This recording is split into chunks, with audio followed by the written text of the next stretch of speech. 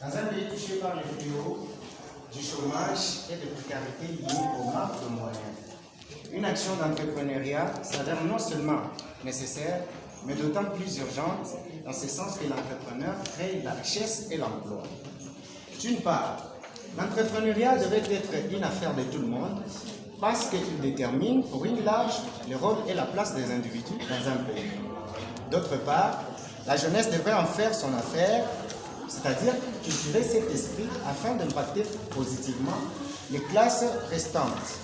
Malheureusement, dans le pays en développement, à l'occurrence la République démocratique du Congo, cette culture est peu pratiquée et le manque de cette culture produit des effets néfastes sur le développement de toutes ces nations. En effet, notre pays devrait s'intéresser aussi à la question d'entrepreneuriat pour son développement. Compte tenu du taux élevé de chômage des jeunes en RDC, l'entrepreneuriat est de plus en plus envisagé et proposé aux jeunes comme une alternative pour être actif dans le marché du travail, avoir un salaire et réaliser son potentiel. Cependant, le nombre de jeunes qui s'engagent dans les activités entrepreneuriales est encore très faible, d'où un taux du chômage élevé. Certains auteurs ont essayé de nous renseigner sur qui est un entrepreneur. Nous allons prendre l'exemple de Joseph Schumpeter, qui, selon lui, l'entrepreneur est celui qui introduit et conduit l'innovation, c'est-à-dire à ce qui existe déjà, lui vient y ajouter quelque chose de nouvel, différent de ce qui existait jadis. Janet Land, lui, suppose que l'entrepreneur est cet individu qui joue le rôle de combleur de vide.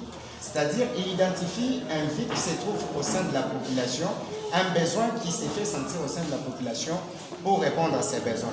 Notre étude, basée sur une tranche d'âge des jeunes qui varie entre 18 et 40 ans, avec la problématique qui a tourné autour des trois questions principales, à savoir, quelles sont les motivations ayant conduit les jeunes à l'entrepreneuriat? La seconde question, quels sont les facteurs qui entravent la réussite de l'entrepreneuriat des jeunes? Et la troisième était, quels sont les mécanismes d'appui à la réussite de l'entrepreneuriat des jeunes? En guise d'hypothèse, nous avons évoqué des hypothèses suivantes. La première, les motivations pouvant conduire un jeune à la création d'une entreprise peuvent soit être le goût de la réussite, le besoin de l'autonomie financière, les difficultés à trouver un emploi, la pauvreté, la misère qui s'accroît dans la vie délicate. La deuxième hypothèse, les facteurs qui entravent la réussite des entreprises des jeunes seraient liés aux difficultés de se constituer un capital initial pouvant permettre le lancement de leurs entreprises et la matérialisation de leurs idées d'une part, et d'autre part, le manque d'un organisme gouvernemental en charge du suivi et d'encadrement des jeunes en entrepreneuriat.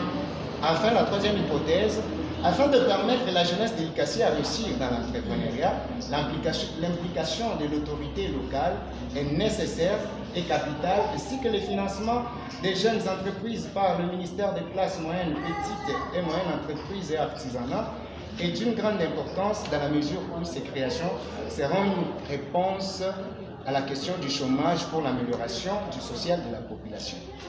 Notre étude a débouché sur des résultats qui confirment la première hypothèse, la deuxième, par la méthode du sondage systématique en se servant des techniques du questionnaire et de l'interview, révélant que la plus grande motivation qui pousse les jeunes à se lancer dans l'entrepreneuriat est le besoin de l'autonomie financière suivi de la difficulté à trouver un emploi et du goût de la réussite.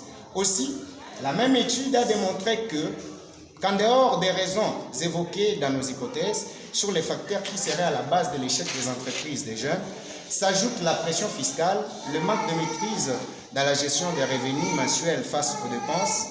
Et quant à la troisième hypothèse, elle se confirme partiellement en ce sens que, compte tenu des réalités des jeunes rencontrés sur terrain, les besoins d'un accompagnement à tous les niveaux fait sentir ses effets parce que les jeunes entrepreneurs de l'ICACI ont essentiellement besoin d'un coup de pouce de la part des autorités locales. Malheureusement, ce qui n'est pas le cas. L'autorité locale et le ministère des tutelles non seulement ne financent aucune activité, mais rares sont des fois qu'ils organisent des forums pour s'acquérir du niveau actuel de l'entrepreneuriat dans la vie.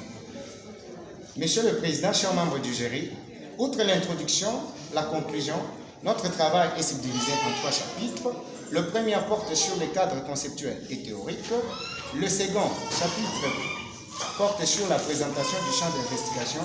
Et le dernier chapitre porte sur les cadres empiriques et discussion des résultats de notre étude.